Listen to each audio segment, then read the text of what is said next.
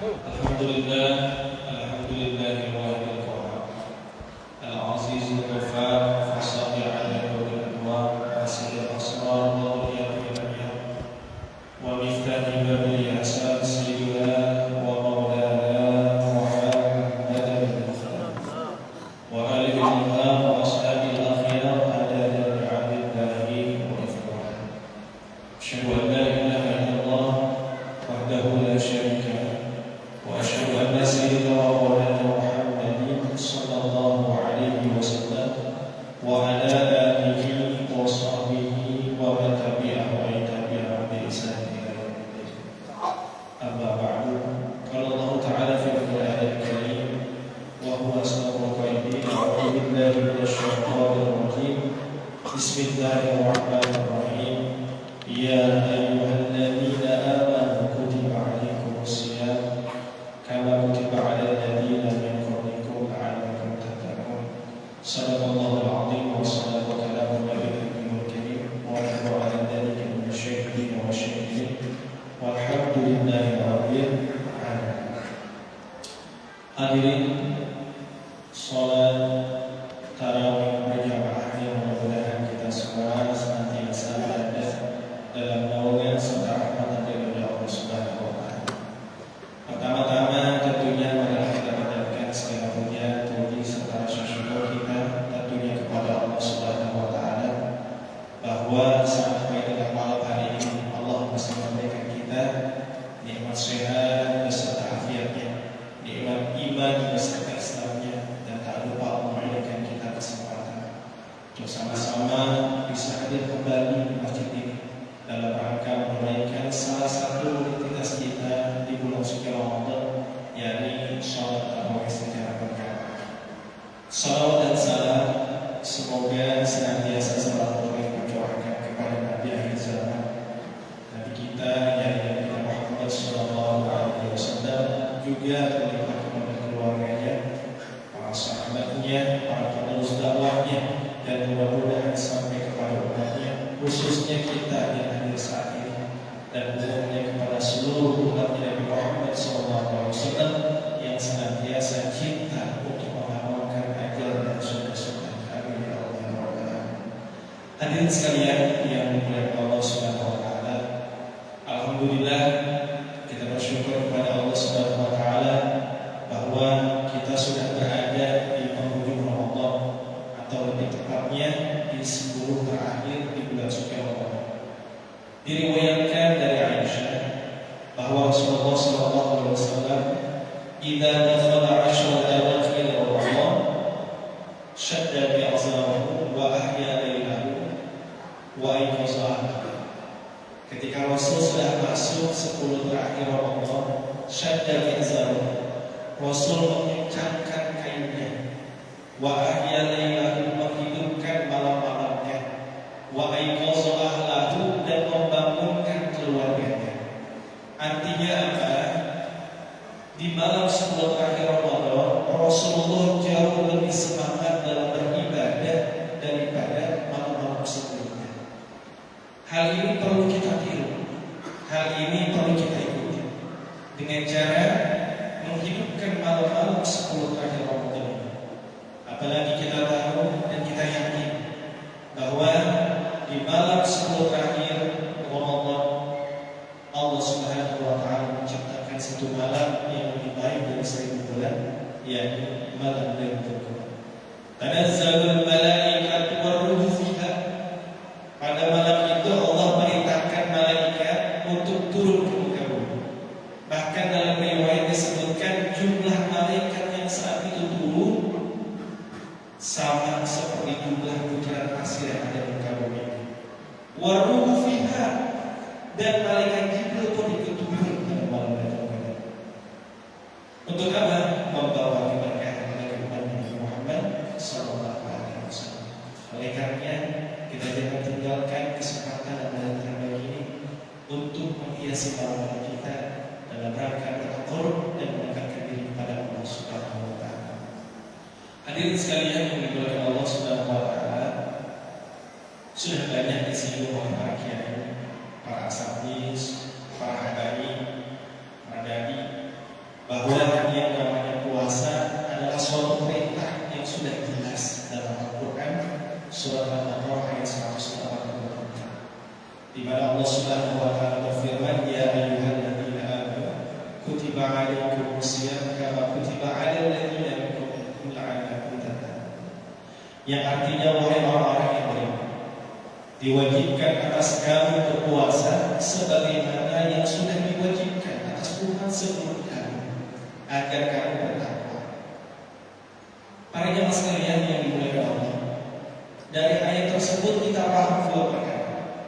Yang pertama, bahwa ternyata puasa itu sudah diperintahkan tidak hanya pada zaman Nabi Muhammad saja, bahkan jauh sebelum itu Allah sudah perintahkan umat-umat terdahulu untuk melaksanakan puasa.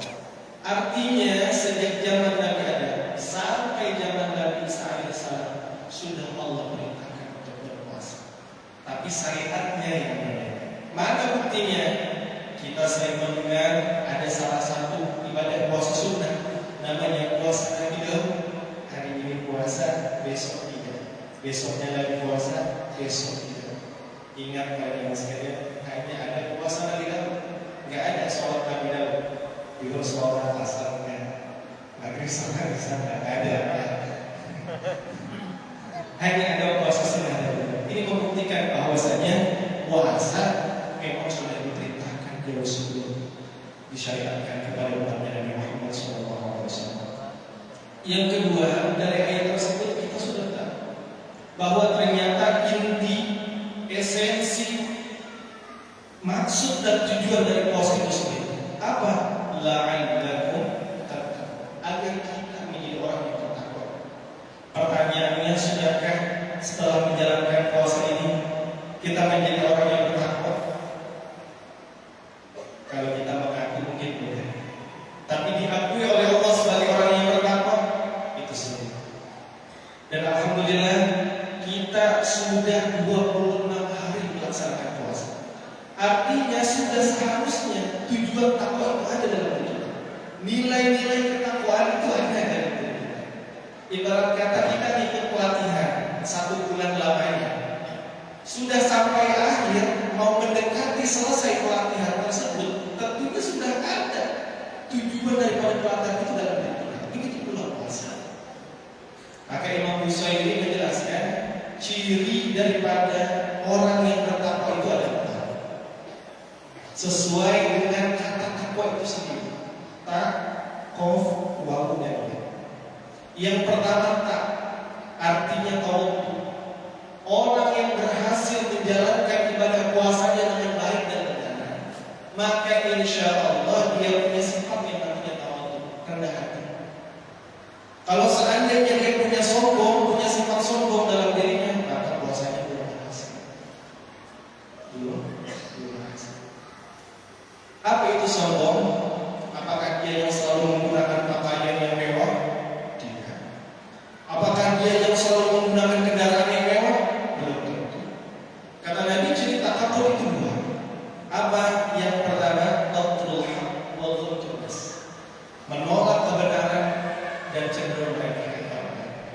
Artinya sekalipun dia orang miskin, ataupun seandainya dia merasa lebih soleh, lebih baik, lebih banyak ilmunya, manakala nasihat masuk dalam dirinya, tapi dia pertanda bahwa masih ada sifat sombong dalam dirinya. Rasulullah SAW mengatakan, la yadkhulul jannah man kana fi qalbihi mithlu dzarratin min kibr. Kagak akan masuk surga orang yang di dalam hatinya ada kesombongan sekalipun sebesar biji zarah. Yang kedua, yaitu huruf qaf yang artinya pada bersyukur atas nikmat Allah yang diberikan kepada kita. Jamaah sekalian yang Allah Subhanahu wa taala, kita lihat berapa banyak orang yang dilecehkan namanya, dirugikan namanya, bahkan tidak hanya dirugikan namanya, orang tersebut sampai masuk dalam penjara. Salah satunya bukan karena kebutuhan, tapi juga karena kurang rasa syukurnya sama Allah Subhanahu wa taala.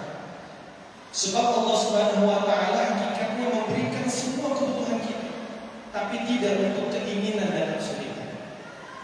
Makanya Nabi Muhammad SAW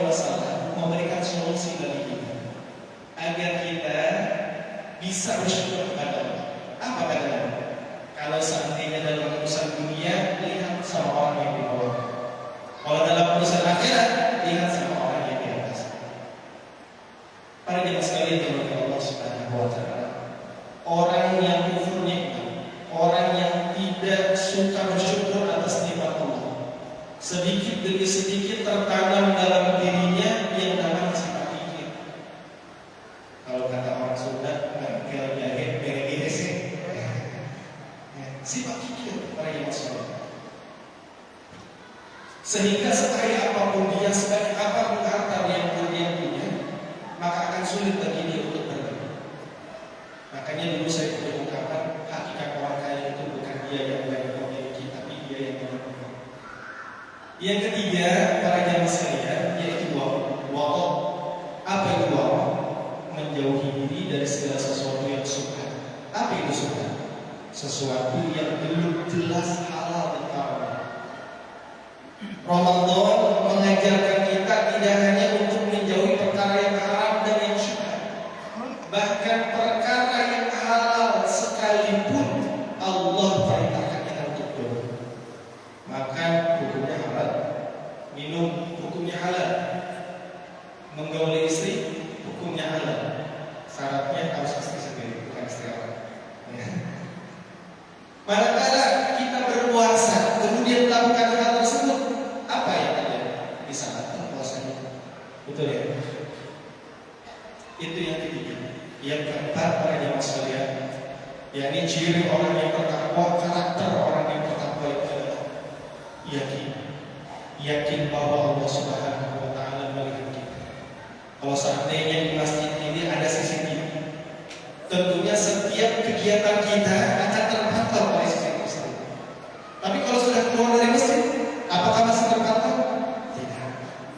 Maka demi Allah, para sekalian, ada kameramen yang lebih canggih, ada CCTV yang lebih canggih daripada CCTV buatan manusia, yaitu CCTV buatan Allah. Siapa?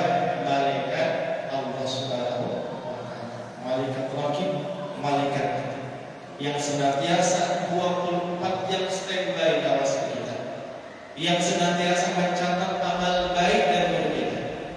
Ya. Maka alangkah ruginya orang yang mampu melaksanakan puasa tapi tidak mampu untuk menjaga dirinya dari melakukan keburukan. Itulah yang disampaikan oleh Nabi Muhammad SAW. Kami sha'imin laisa bisiyamihi illa tiwal kasb. Berapa banyak orang yang berpuasa tapi tidak mendapatkan apapun dari puasanya kecuali lapar sama haus. Kenapa? Karena masih puasa, masih bohongin orang. Lagi puasa, masih bohongin orang. Lagi puasa, masih caci maki orang. Masya Allah. Yang sekalian yang dimuliakan Allah Subhanahu wa taala. Kesimpulannya, Ramadan mengajarkan kita untuk membuktikan rasa cinta kita kepada Allah. Karena apa artinya kita ngaku cinta, tapi kalau cinta itu tidak kita buktikan. Apa buktinya? Di bulan Ramadan ini, bukti cinta kita kepada Allah. Pertama, kita tinggalkan perkara yang haram semata-mata karena Allah. Lagi puasa, kita tinggalkan makan minum semata-mata karena Allah. Di malam hari kita kurangi istirahat kita di malam hari untuk qiyamul lail semata-mata karena Allah. Rezeki kita biarkan untuk melakukan yang namanya zakat fitrah, zakat sedekah, infak dan lain sebagainya semata-mata karena Allah. Itu bukti cinta kita sama Allah. Maka saya sarankan kita jaga bukti cinta kita ini. Kita rawat bukti cinta kita ini sampai Allah Subhanahu wa taala memandang kita dengan penuh rasa cintanya dan kita tergolong orang-orang yang dicintai oleh Allah Subhanahu wa taala. Mungkin itu saja yang bisa saya sampaikan. Mudah-mudahan bermanfaat untuk yang sekalian. Wallahu muwaffiq ila aqwamit thoriq. Assalamualaikum warahmatullahi wabarakatuh. Waalaikumsalam.